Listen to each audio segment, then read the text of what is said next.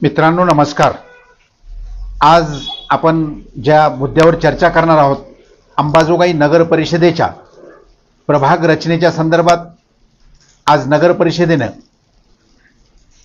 काही माहिती प्रसारित केली आहे। मात्र ती माहिती खरं तर मराठी माध्यमातून मराठी भाषेचा वापर करायला हवा होता। मराठी भाषेतून या संदर्भात जर ही माहिती दिली असती तर ती अधिक लोकांपर्यंत, अधिक सर्वसामान्य लोकांना समजता आली असती। मात्र नगर परिषदेने हे नोटिफिकेशन पूर्ण इंग्रजी माध्यमातून दिलेले आहे। यामध्ये पूर्वी जे वार्ड रचना झालेली आहे त्यामध्ये वार्ड क्रमांक 1 हा योगेश्वरी या नावाने त्याला नाव दिलेले आहे। वार्ड क्रमांक 2 ला रविवार पेठ, वार्ड क्रमांक 3 ला जिरे गल्ली, वार्ड क्रमांक 4 ला खडकपुरा,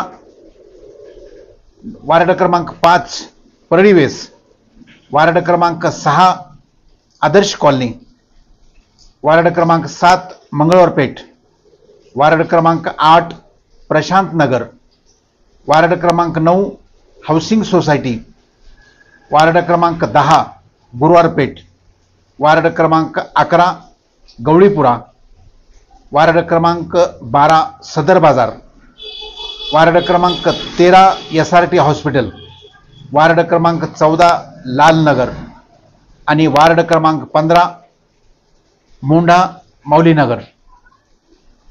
दुसरी महत्त्वाची बाब म्हणजे सर्वसामान्य नागरिकांना या वार्डांच्या प्रभागांच्या ज्या हद्दी आहेत या जर समजाव्या असे जर नगर परिषद प्रशासनाला वाटत असेल तर या प्रत्येक वार्डाच्या ज्या हद्दीच्या संदर्भात किंवा किमान अंबाजोगाई शहरातील प्रमुख चौकामध्ये मोठे डिजिटल बॅनरवर या हद्दीच्या संदर्भात माहिती जर दिली तर ती सर्वसामान्य नागरिकांना लक्षात येईल किंवा सर्वसामान्य समजेल।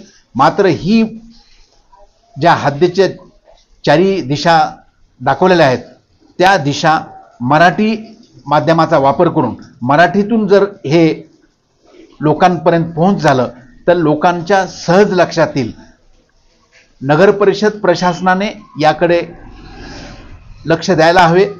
आता नगर परिषद प्रशासनाने हे नोटिफिकेशन जरी जाहीर केलं असलं तरी शहरामध्ये लावण्यात येणाऱ्या डिजिटल बॅनरवर मराठी भाषेतून प्रभागांच्या हद्दीची जर सूचना हे केली तर ते सर्वसामान्य नागरिकांसाठी अतिउत्तम होईल, एवढे मात्र नक्की। बघूया आता नगर परिषद प्रशासन या संदर्भात काय भूमिका घेते ते।